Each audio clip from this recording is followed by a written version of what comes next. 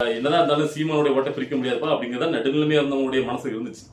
அவர் அவங்க கட்சியில இருந்து ஒரு 2-3 பேரா இந்த தடவை வந்து சட்டமன்றத்துக்கு போகணும்ப்பா அப்படிங்கிற நிலைமையில தான் தமிழ்நாட்டு மக்கள் நினைச்சிட்டு இருந்தாங்க. ஏன்னா ரொம்ப வருஷம் போயிட்டு இருக்காரு, நல்ல நல்ல கருத்துல வைக்காரு, பேசாம சீமான கட்சியில இருந்து ஒரு 4-5 பேரை உள்ள அனுப்பிடுப்பா அப்படிங்கிற ஒரு தாட் எல்லாத்தையும் போயிட்டு இருந்துச்சு. சோ அதை கெடுத்தது சீமானும் சாட்டையும் தான்.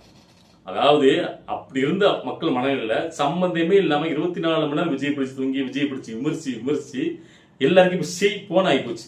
ஒரு சும்மா வந்து திமுக காசு வாங்கிட்டு விஜய் விமர்சிட்டு இருக்காங்க அப்படிங்கிற நிலைமையில உண்டாயிட்டு. அதான் உண்மை. சும்மா யாரும் வந்து பார்த்தீங்கன்னா சீமானம் விமர்சிக்கல.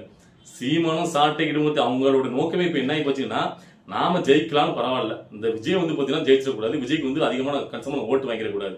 சோ அப்படிங்கிற ஒரே தாட்டை தான் அவங்க போயிட்டு முழுக்க முழுக்க திமுக ஜெயிச்சாலும் பரவாயில்ல அப்படின்ட்டு.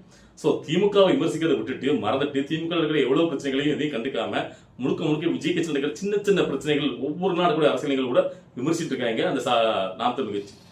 சோ அப்படிங்கிற சூழ்நிலையில தான் மக்களுக்கு இப்போ உண்மையிலேயே விஜய் அரசு கட்சி ஆரம்பிச்சுட்டு வந்ததுக்கு அப்புறம் கூட சீமான் கட்சி மேல ஒரு மரியாதை நல்லா இருந்துச்சு.